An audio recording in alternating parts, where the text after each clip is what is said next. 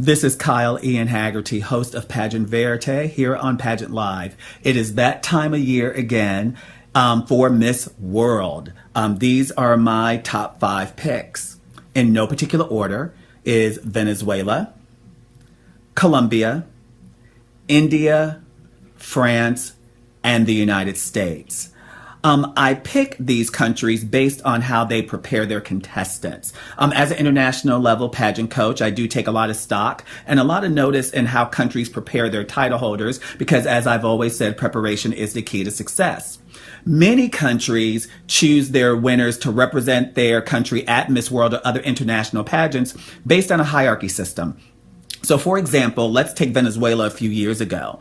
The winner of Miss Venezuela would go to Miss Universe. The first runner-up would go to Miss World. The second runner-up would go to Miss International. The third runner-up would go to Miss Earth. And then the fourth runner-up would be referred to as a first princess, or she would go to a Miss Globe or Miss Grand International or Miss Super Talent of the World. So the top 5 people get a invite to go to other pageants. But in many cases, Miss World's national representatives are first runner-ups.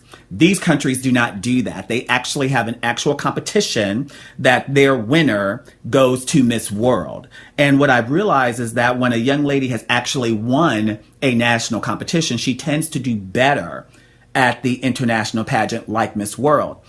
There is an exception to that. A few years ago, Miss Venezuela won Miss World, and she was actually first runner-up at Miss Venezuela and won Miss World, and the girl that beat her only made top 10 at Miss Universe. So sometimes that happens. I look very forward to seeing these young ladies compete as they are all winners in their own right. I'd like to give a special good luck to our United States representative, our Miss World America, Victoria Mendoza. I had the opportunity to get to know her briefly, work with her very briefly as I travel a lot, so I'm not on her prep team this year.